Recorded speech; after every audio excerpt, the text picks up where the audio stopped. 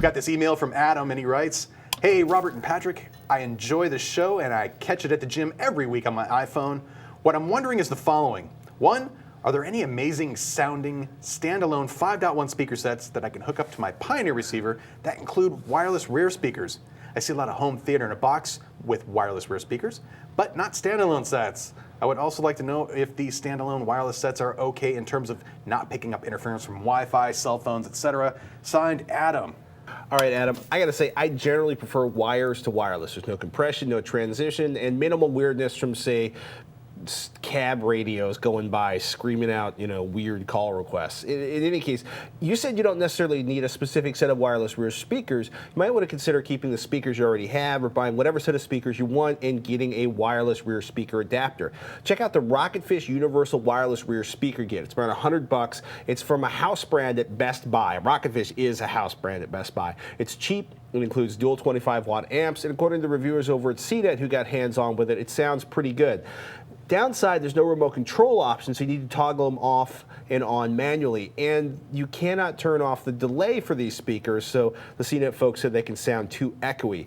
And by the way, they pretty much wanted them turned off when listening to stereo programming because there were buzz and hiss issues there that were not noticeable when they were in full 5.1 surround sound. Sound pretty negative? Well, it might be manageable given the $600 price tag for KEF's Universal Wireless System, which is pretty much the gold standard for wireless surround, assuming a receiver manufacturer doesn't have a kit. It also might be worth checking out the $250 Bose SL2 wireless surround link.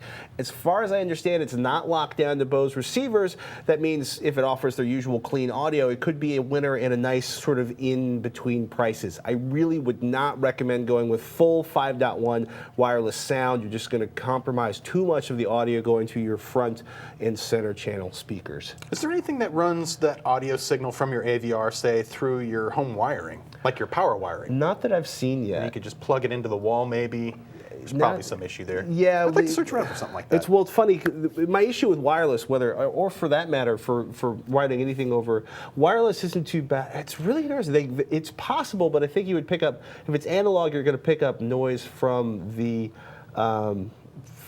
power line transmission, unless you convert it into a digital format and run it over IP and convert it again, but then you end up usually with compression artifacts. I use the wireless rear channels in a home theater in a box kit I have at home are actually driven through infrared. There's an infrared transmitter, and then it hits the rear channels that are powered by the wall. If somebody walks between them, do they?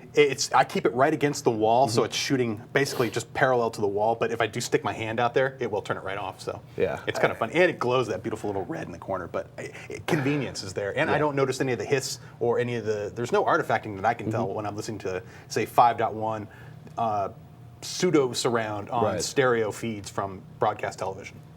That's a good thing. Most of the time, I think people notice it when there's nothing going on for the rear channels. I got to say, I prefer either running flat cable under the carpet or an area rug, or I'm lucky in the house I'm in now, the garage is underneath the living room, so I can just drill some holes and run some very long cable.